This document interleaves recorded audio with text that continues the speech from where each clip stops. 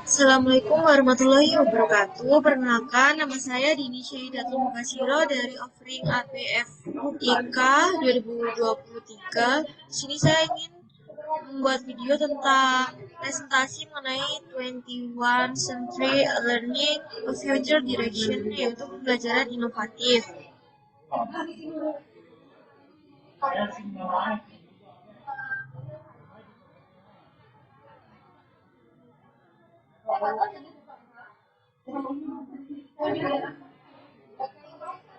Kemudian di sini ada learning ethical issues. Apa saja sih etika dalam berinteraksi di dalam dunia maya? Di sini ada, menurut saya, etika dalam berinteraksi di dunia maya itu yang pertama itu menghormati privasi orang lain. Kemudian kita juga harus menghindari pelecehan dan juga penghinaan. Kemudian menggunakan bahasa yang sopan dan juga menghormati satu sama lain. Kemudian bijak dalam berbagi informasi, menjaga etika dalam diskusi dan debat. Terus menghindari tindakan atau konten ilegal.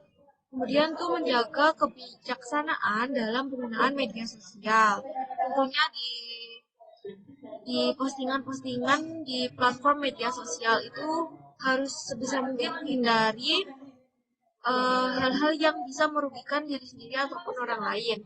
Kemudian tanggung jawab terhadap informasi yang dibagikan. Kemudian menghindari tindakan cyberbullying.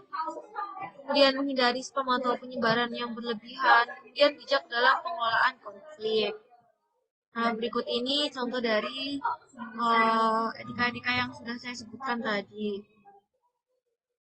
Kemudian ada e-learning challenge.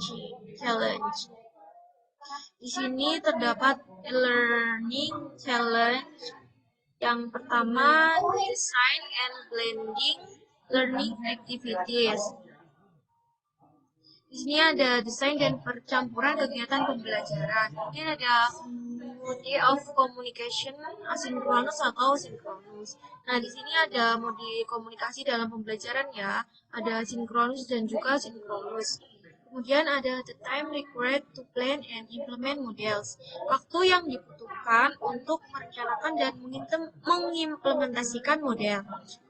Kemudian ada blending of different media and tools. Itu ada perpaduan media dan alat elektronik yang berbeda. Kemudian filosofi dan pelatihan,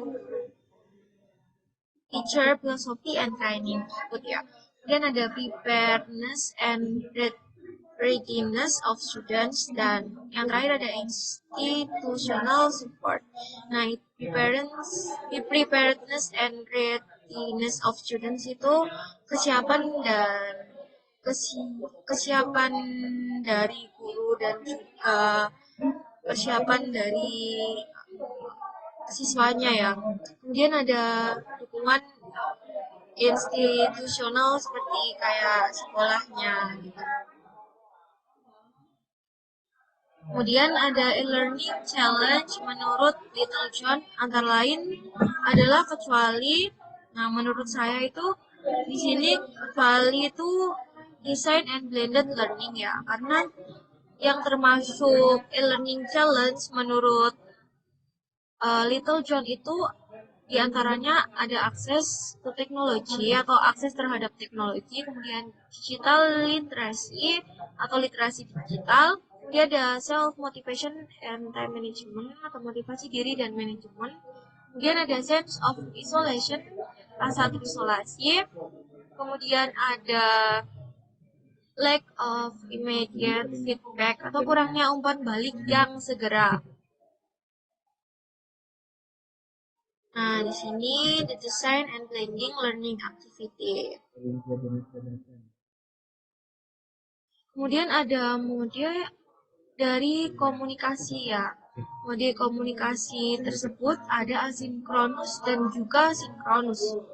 Nah, sinkronus itu apa sih? Jadi istilah umum yang digunakan untuk menggambarkan bentuk-bentuk pendidikan, instruksi, dan juga pembelajaran yang tidak terjadi di tempat yang sama atau pada waktu yang sama. Jadi asinkronus itu bisa dikatakan belajar mandiri secara online ya. Jadi tidak dilakukan secara tatap muka.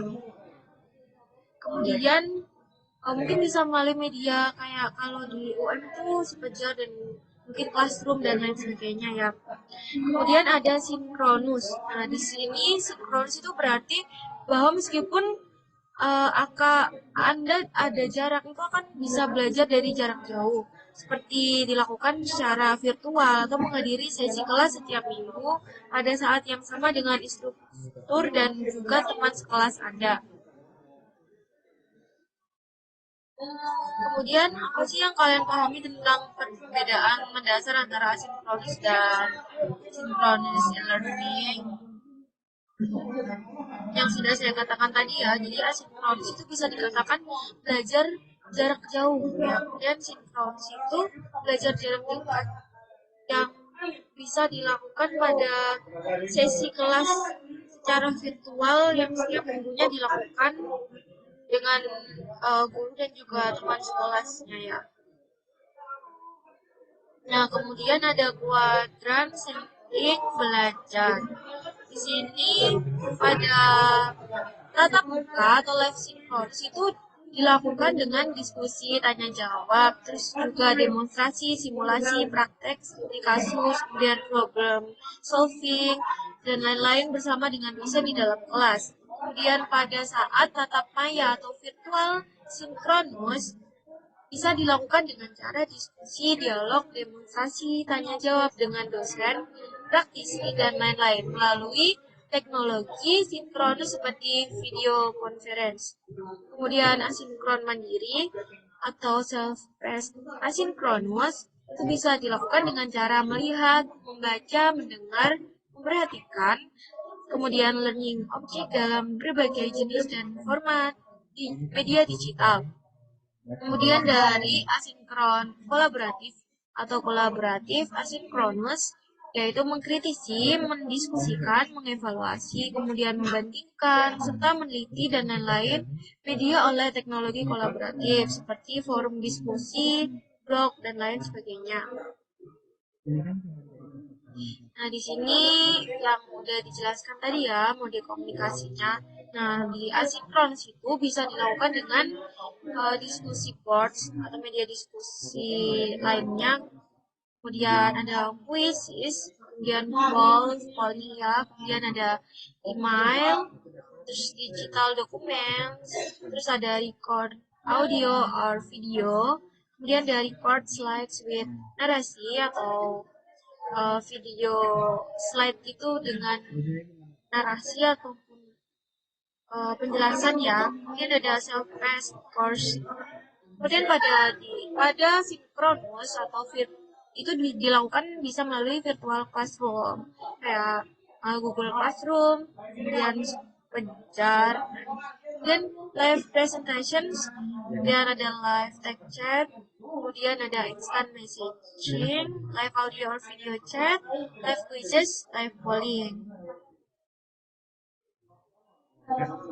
Kemudian ada the time required to plan and implement the models. Di sini selanjutnya ada perpaduan media dan juga alat elektronik yang berbeda. Nah, ini ada perpaduan media dan alat elektronik yang digunakan dalam pembelajaran e-learning tersebut ya. Ini yang ada di gambar ini terdapat Google Documents, kemudian ada Google Sites, kemudian ada Google Reader, terus ada multiple browsers, kemudian ada Twitter, Skype, Bigo, terus ada SlideShare, Facebook, Avatars, dan lain sebagainya yang ada di gambar ini yang bisa digunakan dalam pembelajaran. Kemudian the learners day. Nah, di sini terdapat video yang bisa dilihat ya di 2050 terkait dengan learning pada generasi baru ya. Kemudian apa yang akan pelajar hadapi di masa depan? Apakah e-learning sekarang sekarang masih relevan dengan perkembangan teknologi.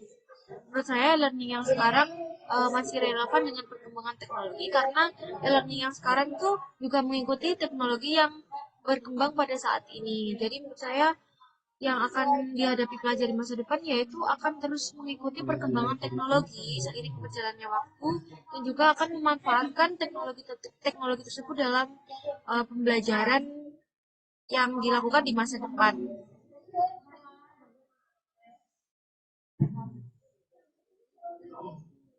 Kemudian what change? Kemudian apa yang berubah? Nah, di sini yang berubah tuh dari traditional learning environment itu gurunya dan juga centered instruksinya. Jadi dari gurunya juga mungkin dari metode yang dilakukan juga akan berubah ya seiring berjalannya waktu dan juga dilaksanakan tuh sesuai dengan kondisi siswa-siswanya juga, situasi dan kondisi siswanya.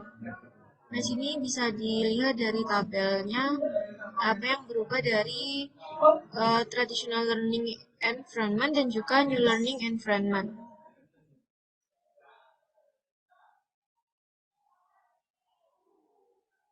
Nah, di sini terdapat pembelajaran dan pedagogi dari generasi abad 20 ya. Sekarang itu terdapat buku yaitu untuk dibaca, kemudian ada langkah-langkah, kemudian ada gerakan yang bertahap, kemudian tugas tunggal juga kayak pekerjaan rumah, kemudian ada juga pembelajaran linier dan juga persepsi melalui membaca, kemudian ada independence di sini terkait kemerdekaan dalam belajar, terus ada ambiguity, terus masih school as recruitment, diskusi juga, terus ada reality mungkin belajar secara real di luar sekolah gitu. Kemudian ada external teknologi atau teknologi eksternal, dan ada fact awareness.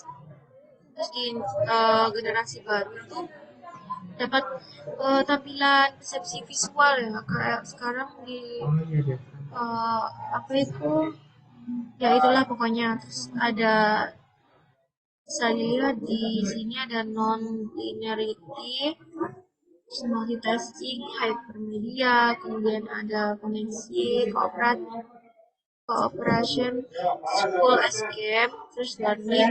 Nah, ini mungkin di generasi generasi baru terdapat uh, terdapat bagian-bagian seperti ini ya nanti di generasi yang baru.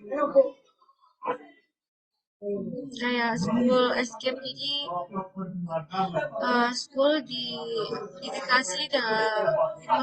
dimodifikasi sedemikian rupa agar menarik seperti game gitu. Menggunakan teknologi ya.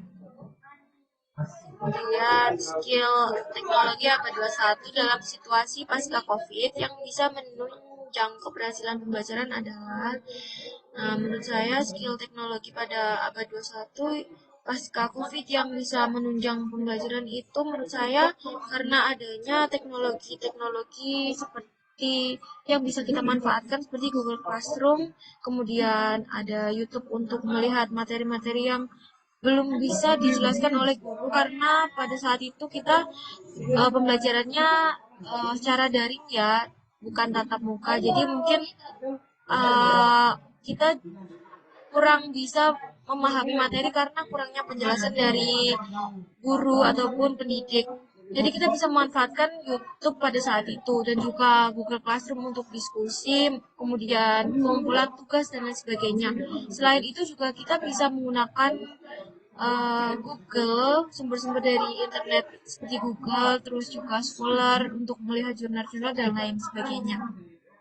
Jadi itu sangat bisa untuk menunjang keberhasilan pembelajaran pada saat pasca COVID kemarin. Kemudian seperti itu penjelasan ataupun presentasi yang bisa saya lakukan. Semoga bisa membantu Baik, sampai sini saya tutup. Wassalamualaikum warahmatullahi wabarakatuh. Terima kasih.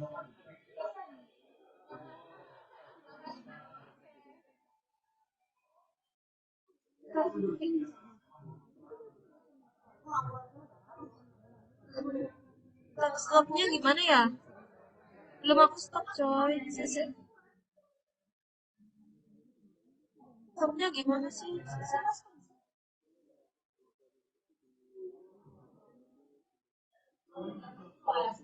Masih belum stop share-nya gimana stopnya?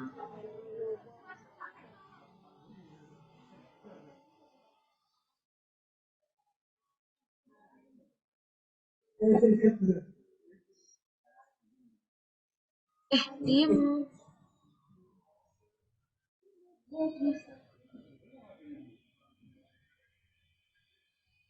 Ya kan?